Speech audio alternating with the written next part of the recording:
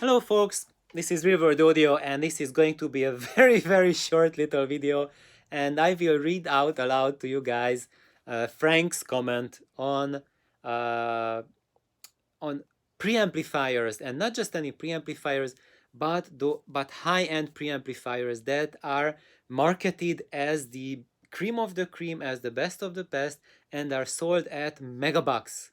So what's going on? So what is Frank's take on it? And I'm going to read that because that's the exact same uh, take that I have on them. That's the exact same life experience I got from it. And when I talk to people who were subjected to this type of sound, and not just like that they heard them in a show and then whatever how that translates in your home, but really they lived with that kind of equipment and tried out other things. What is their experience after living with such stuff for a decade or so? So here we go.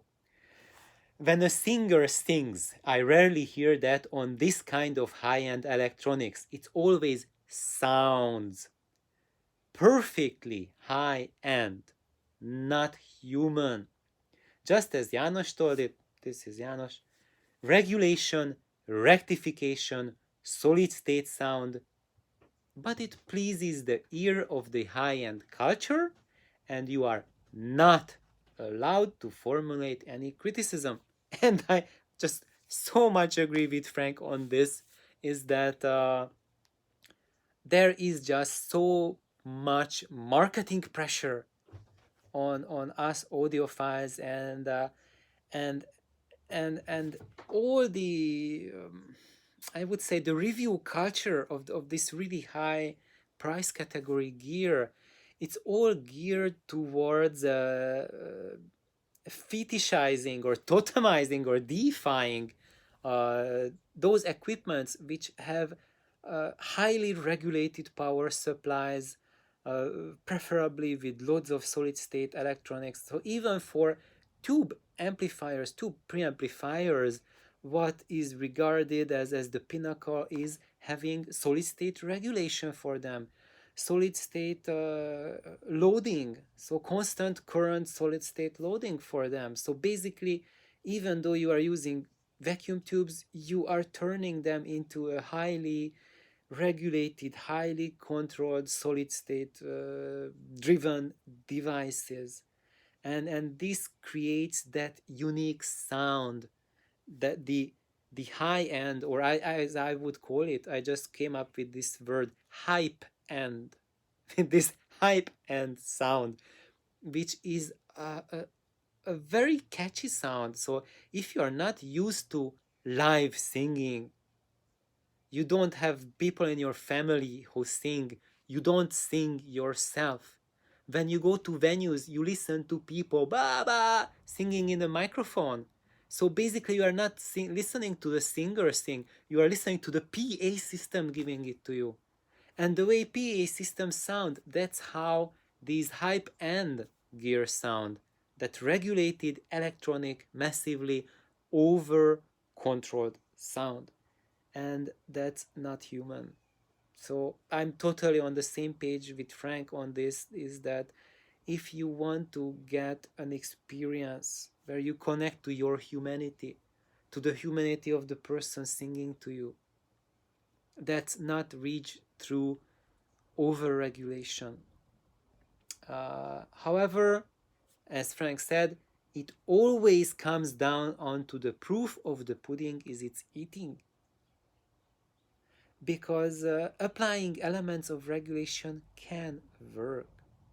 Especially what I have noticed, I have tried vacuum tube regulation, so not solid state regulation.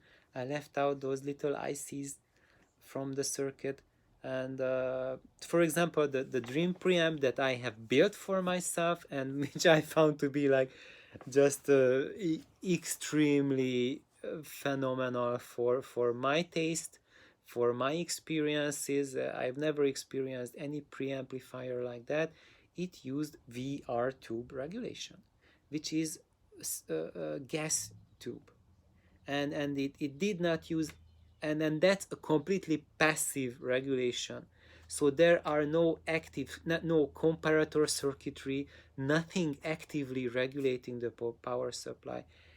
What it does, it eats up current on its own, and when the amplifier, the signal circuitry, is drawing more current, then it starts eating less current. And when it's starting to draw less current, it's starting to eat more current. So it provides a constant voltage supply. And it adjusts its feeding cycle to the demands of the output stage and the input stage, all the signal stages that you have. And however, you would ask, why don't people use this in commercial solutions? That's because this only works when you have a signal circuitry that doesn't use too much current. So you are limited to about 20 milliamps peak. That's the max that you can regulate with such a mechanism.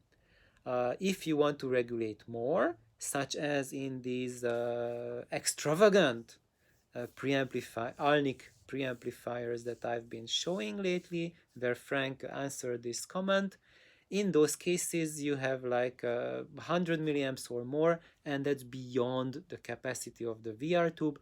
That's when you need much more elaborate regulatory circuits. That's when you need to throw in basically power tubes to regulate the thing.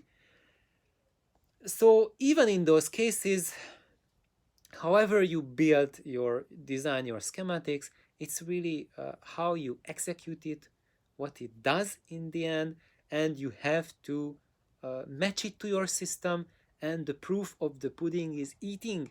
Whether it works in your system for your taste, what you want, the only way is to try it out.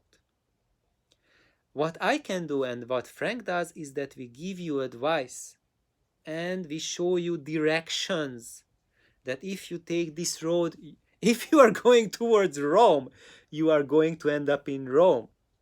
And if you want to go to Timbuktu or Tibet and you are going towards Rome, you will still end up in Rome. So that's what my channel is about.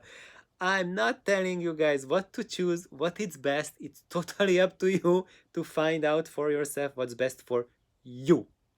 Because the best is a utterly subjective word. Best means most pleasing, most favorable, most satisfying to you in the room, in the system, in the exact minute, with the music that you are listening to. If any of these parameters change, the best will also change. And how will it change? Watch my video and I will help you find that out. Please like, subscribe. Have an awesome day. Bye bye.